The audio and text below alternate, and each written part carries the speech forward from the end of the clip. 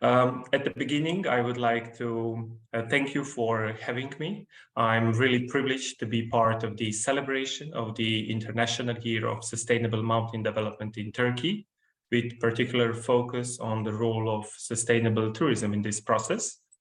I would just like to briefly introduce myself. My name is Ante Mandic, and I'm an assistant professor of sustainable tourism at the University of Split. I'm also an affiliated faculty at the Colorado State University, USA. I serve as associate editor of the Journal of Ecotourism and the executive committee member and the knowledge development coordinator at the IUCN WCPA Tourism and Protected Area Specialist Group.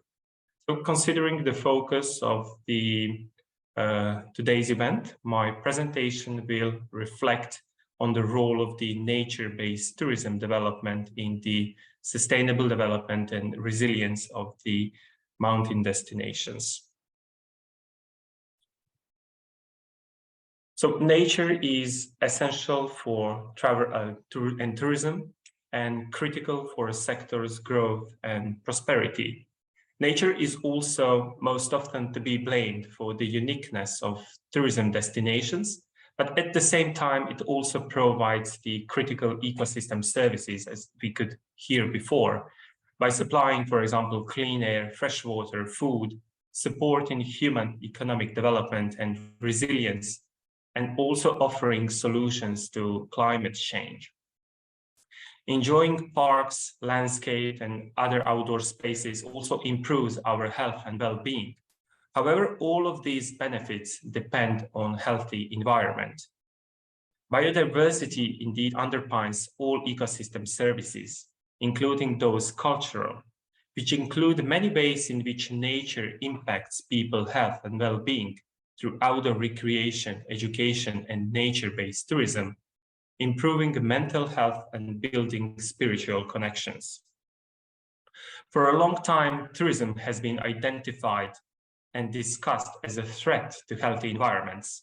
However, this is predominantly because uncontrolled tourism development has led to deterioration of the ecosystem and assets in many destinations. However, as our understanding of the impacts and consequences evolved, so have also our abilities to address and mitigate undesired effects by adopting, for example, the ecosystem-based approaches to development. In tourism, degrowth, the recent nature positive development conception, destination stewardship, and many other approaches. All of these approaches have one core idea in common, which is the balance between all three tiers of sustainability, which is achieved predominantly with proactive planning, efficient monitoring of impacts of tourism development and tourism demand, but also building of the capacities of local communities and critical stakeholders for transition toward more sustainable and resilient tourism sector. The demand for nature-based tourism is high and will continue to grow. For example, in Europe, according to Eurobarometer, Germany, France, Netherlands, Belgium, Poland have the most significant share of outbound trips with nature as a primary motive. These countries are also considered to be the most relevant nature and ecotourism markets in Europe. These countries are also critical outbound markets for most southern Mediterranean destinations, including Italy, Croatia, Greece, and Turkey.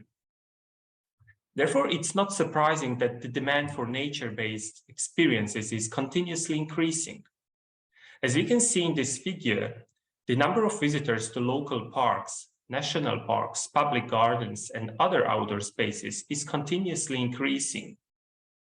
This demand is growing most of the year, with the peaks in the summer season, which corresponds to the seasonality of tourism development for all of these countries.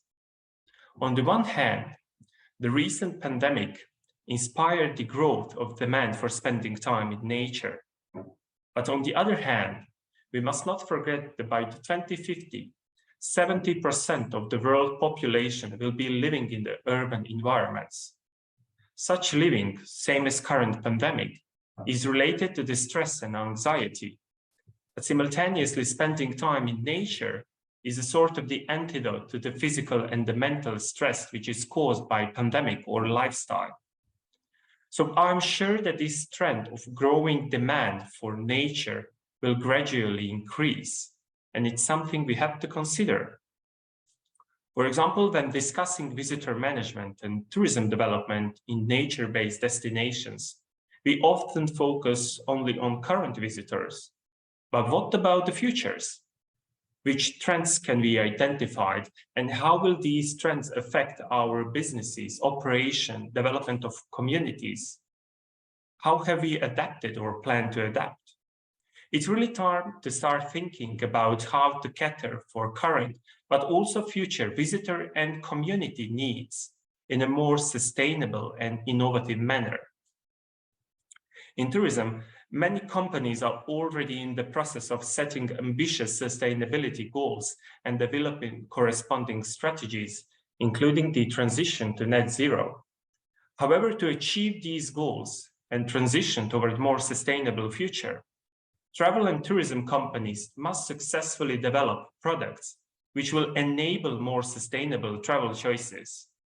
And this also often means developing products in areas such as mountains, which are off the beaten track and far from traditional coastal destinations and hubs. Tourism in nature comes in different forms. The most comprehensive approach and umbrella term is nature-based tourism, which includes ecotourism, adventure tourism, and wildlife tourism. Ecotourism is often discussed as the way we develop tourism sustainably in nature, protected, conserved, mountain, rural areas. What seems to be particularly relevant for ecotourism are strong value chains, authenticity, and creating a range of positive benefits for local communities.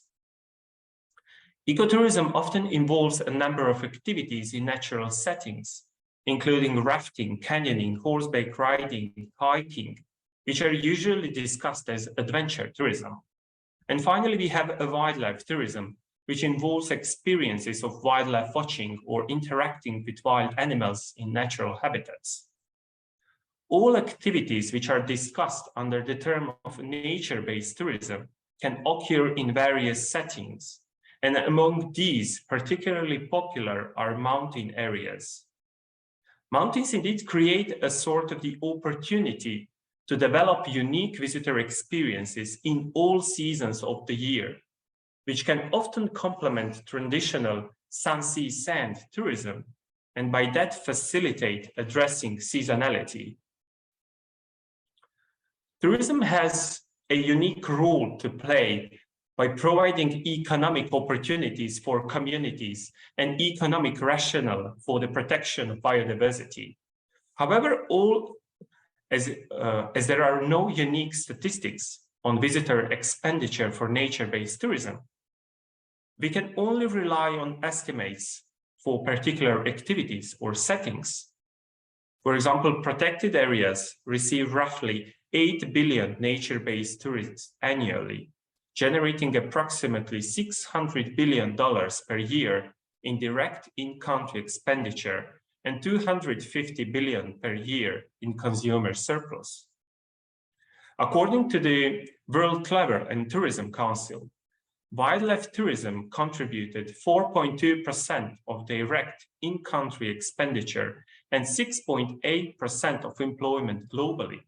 And for example, in Africa, over a third of all direct tourism contributions to gross domestic product and 8.8 million jobs are attributed to wildlife tourism. Revenues from tourism, whether through entrance fees paid by tourists, expenditures on accommodation and other services, or concessions and lease fees paid by tour operators, they all generate a substantial proportion of the budget and drive development of secluded communities in many countries. Local people also benefit from economic links with nature-based tourism through, for example, employment, selling products and services to tourism companies or visitors themselves, or by owning tourism businesses, or even through revenue sharing systems.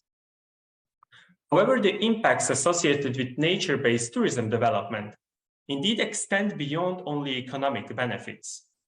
The types of impacts are broad in their range and affect ecosystems, local economies, but also local communities and tourists themselves. So sometimes it's even hard to establish the balance between positive and negative environmental, economic, and social impacts. In this way, it's crucial to bear in mind the question, and that is who decides whether an impact is positive or negative. Tourists spend a considerable amount of money in destination, and this money can be accrued by governments, protected area agencies, travel agents, tour operators, accommodation providers, and even members of the local community. So how should these benefits be allocated between these stakeholders? The answer to that question goes a long way toward determining whether tourism in a given destination is sustainable or not. In secluded mountain nature-based destinations, economic benefits to local communities that encourage them to support conservation of nature are often crucial. If the value chains are strong and well fitted, tourism increases job opportunities and income and also stimulates development of entrepreneurship. It can also contribute to improving local facilities, transportation and communication network, encourage local manufacture and sale of goods and provision of services. Consequently, the living standards for local people and the well-being are improved, while the community is encouraged to value and take pride in the local culture. However, if mismanaged, tourism can also cause a range of negative impacts on different aspects of the ecosystem, local community, economy, and tourists. In the mountain destinations, particularly relevant are impacts on habitats, including clearing, use of natural resources and pollution, pedestrian and vehicular traffic. Further, the impacts on the wildlife are also highly relevant, particularly hunting, fishing, pollution, harassment from viewing and photography, and inappropriate trail development. The communities are also sometimes victims, as uncontrolled tourism development can disrupt traditions and traditional rules within communities. Further, the challenges associated with seasonality, with leakages and dependence on tourism revenues and equal distribution of benefits are also worth mentioning and discussing. A foundation for optimizing tourism impacts on local communities and visitors is to develop partnerships between critical stakeholders, including tourism businesses, their customers, local authorities or DMOs, and local communities. Such partnerships can help promote coherent tourism plans, identify potential impacts, support conservation, and encourage long-term relationship and visitor satisfaction. IUCN guidance and set of 10 principles, which can be seen here on the slide, provide a sort of the roadmap for decision-making on critical issues of sustainable tourism and visitor management in nature-based destinations, including mountain areas. For example, the first principle suggests that DMOs must ensure management plans include clear, appropriate objectives with the conservation of the ecosystem and well-being of the local community as priorities above all. And these objectives should be discussed and agreed on through public participation. Proactivity is also critical, and this includes forward thinking about both challenges that communities face, but also visitor use. Related to this is also the use of a zoning system and various established frameworks to manage recreational opportunity, as well as knowledge to make decisions on desirability of tourism activities in particular locations. DMOs should ask how much impact is acceptable based on ecosystem values and development objectives, and act appropriately to manage the acceptable levels of impacts. In some cases, they will even have to rely on education, information programs, and sometimes regulations to restrict visitor behavior. And the capacity building of the local communities for active involvement in planning and monitoring is also critical. Stakeholders should be able to identify those values which are critical, that have to be conserved, but also have to be integrated into visitor experiences, as well as support a proactive and adaptive management processes. As I previously mentioned, mountain destinations create a sort of the perfect setting for nature-based tourism development. Simultaneously, tourism is an essential resource for secluded mountain economies and the catalyst for achieving several sustainable development goals. UNWTO defines mountain tourism as activity in mountain areas which distinctive characteristics and attributes inherent to a specific landscape, topography, climate, biodiversity, and local community. Some typical activities in mountain tourism involve walking, trekking, and various winter and adventure sports. However, mountain tourism experiences are also about human well-being, particularly spiritual and wellness tourism. The demand and supply of visitor experiences in mountain destinations are also influenced by altitude and latitude, as these influence ecosystems, communities, and supply of recreational opportunities. Today, mountain covers approximately 27% of the world land surface, ranging over every continent and all major types of ecosystems. Consequently, the settings highly influence visitor experience design in these destinations, making them highly heterogeneous and often unique. When it comes to Europe, the Alps are among the most frequently visited mountain regions. While the total number of visitors cannot be accurately measured due to methodological differences in data collection, an estimate is that 120 million people visited the region annually before the COVID-19 pandemic. And other important European mountain ranges include the Pyrenees, the Dinaric Arc, the Ural Mountain, and the Caucasus Mountains spanning Europe and Asia, stretching even to Turkey. Developing tourism, mountain regions are exposed to and face a diversity of challenges, including pollution, climate change, optimizing socio-cultural and economic impact, managing risk and crisis, and balancing conservation with recreational opportunities.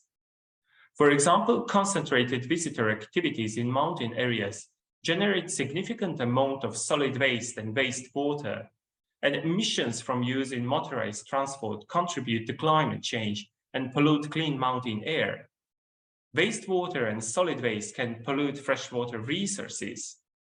All of these adverse impacts are highly dependent upon activities developed in mountain destination, businesses, operations, and visitor behavior.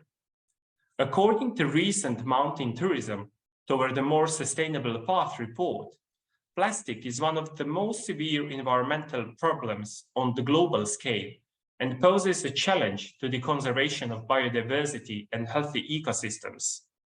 According to the same report, higher levels of economic development are linked to higher per capita plastic waste generation. Mountain areas usually have low levels of economic development. However, the plastic waste generation is significantly increased with the rise of tourism in these destinations. Further, climate change significantly affects the sustainability and competitiveness of mountain destinations due to changes in the length and quality of tourism seasons and climate-related environmental changes, including water availability, loss of biodiversity, and natural hazards. The policies focused on reducing greenhouse gas emissions can impact tourism mobilities and consequently reduce demand the same as climate change-related geopolitical instabilities.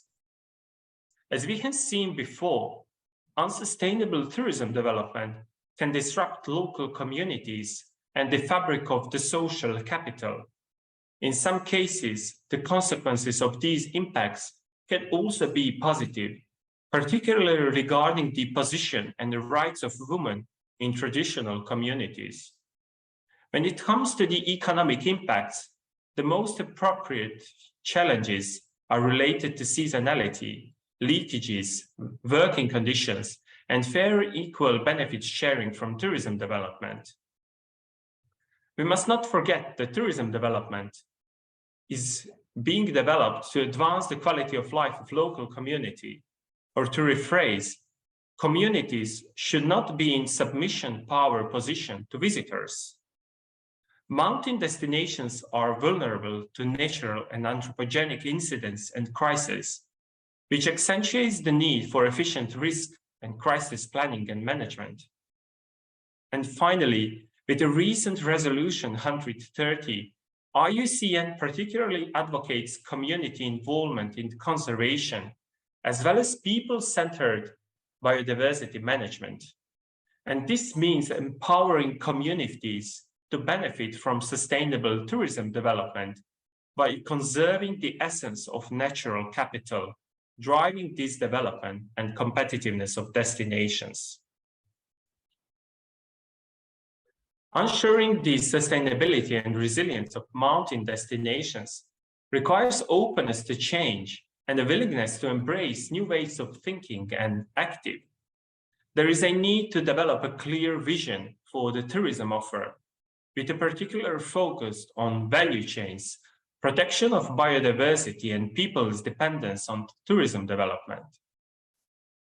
Resilience also means safeguarding of the health of visitors, local people and staff, but also creating more diverse income streams for the local economy and paying greater attention to the equity and inclusiveness and better understanding of the large-scale context for tourism globally. There is a need for innovative thoughts about tourism experiences, particularly new products and guest experiences that now includes healthy practices, rethinking new models and engaging new markets, and expanding seasons by tailoring activities to new clients, and finally by employing new technologies. The critical precondition for such a transition are empowered stakeholders, particularly communities, policymakers, and tourism businesses who will now be ready to act together. A few days ago, World Travel and Tourism Council and IUCN WCPA released the Nature Positive Travel and Tourism, Traveling in Harmony with Nature report. This report should provide a starting point for travel and tourism to understand the need for a positive nature approach and explains how businesses can embed these values into their operations and what measures are necessary to manage and mitigate risks while leveraging positive action. The concept of nature positive development reflects halting and reversing damage to nature so that the whole living world can recover from its current depleted state. And this involves minimizing ongoing harm and taking positive action to restore nature to benefit biodiversity and help achieve net zero. So how can businesses and communities embed nature positive values into their operations and destinations achieve and manage and mitigate risk while leveraging positive actions?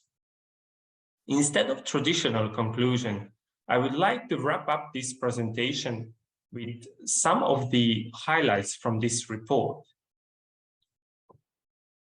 Start with your nature positive journey. Think about how you engage with nature, what impacts you produce, and how to monitor and manage them. Once you have completed the assessment and the measurement, think about how to reduce the impacts on biodiversity and take action to restore nature. These actions can be simple and include, for example, softer measures, such as inspiring the pro-environmental behavior of visitors while visiting mountain areas. Monitoring is critical when seeking to minimize operational impacts on nature. It's critical to determine if targets are met and whether chosen measures are effective. Finally, active collaboration and communication between stakeholders are crucial to achieving final goals. Adopting a nature-positive tourism approach doesn't have to be complicated, as many actions to mitigate nature-related impacts are likely already implemented. Some of the critical recommendations are to assess the business operations against the critical drivers of biodiversity loss, to work with destination partners to limit the degradation of the nature, to commit to maintaining and integrating biodiversity safeguarding through the businesses and operation, to create a strategy to take a proactive role in this process, and finally, to communicate with other stakeholders in destinations, to build the strong partnerships for more sustainable and resilient mountain destinations. I'd like to thank you for your attention.